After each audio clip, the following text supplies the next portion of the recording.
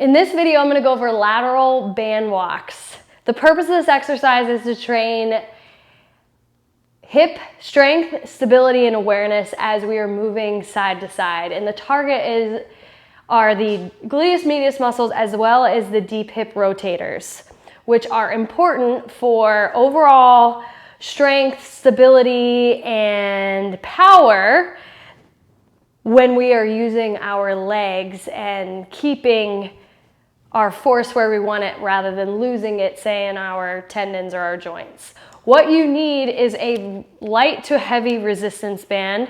Light if you are newer, somewhere from moderate to heavy if you are advanced. And there's 3 places where you're going to place the band. Either around, what I prefer is around the front part of your feet, where the ball of your feet sit, ankles, or above your knee. You can also use two bands and place a band above the knee and below the knee. But I think the band around the feet is the superior option. Where you want to feel this is going to be the outer hips, where your back pockets sit, or just outside your back pockets. If you don't feel it there, then try changing your band orientation. So in this exercise, your feet are going to be hip width apart or wider the whole time, and we want tension in the band the whole time. And we're going to be in a mini squat position like this, and they could be anywhere from upright in series 1 double leg standing pose, which is in my reconnect method, or all the way in a double leg squat, which is series 3 or 4, and then also a hip hinge position. Double leg hip hinge position, which is also in series 3 or 4. From here, we're going to imagine that there is a cup of water on the top of our heads, and we don't want to dump it. Even better, hot coffee. And we're going to take a step, a short choppy step, and bring the other leg over. And we're going to take another step, and we're going to keep taking steps for any amount, for 4 to 8 to 16, and then we go back. As we are stepping, there's a weight transfer. There's going to be a time where you're on one leg, and as you're on one leg, you want to make sure that you are staying active through the leg that you're standing on, as well as the leg that is moving. And then you're transferring your weight as you then move onto one leg and come back. At those times, that's when you're going to want to rock.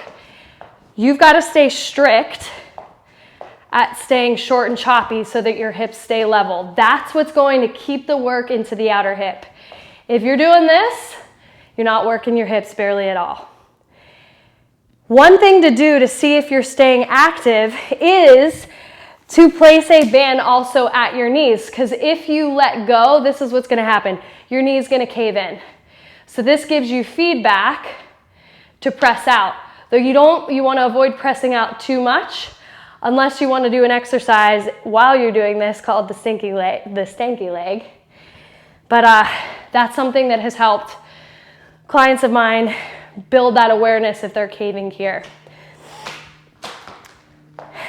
Common errors are the rocking and the knee cave, and then also just not being aware of the importance of staying active as you transfer your weight onto one. Control as you come back, and then those moment-to-moment single leg periods of single leg standing. One video, if you're like, what is she talking about? One video to check out, it will be linked in the description, is lateral weight transfer. Once you get that down, that is a prerequisite for this exercise. Once you get that down, this will be a lot easier to feel. And if you're not feeling it with the band, maybe try without the band first.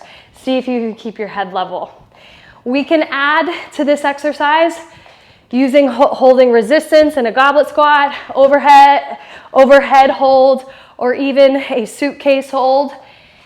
So if you see that in programming, that's what I'm talking about.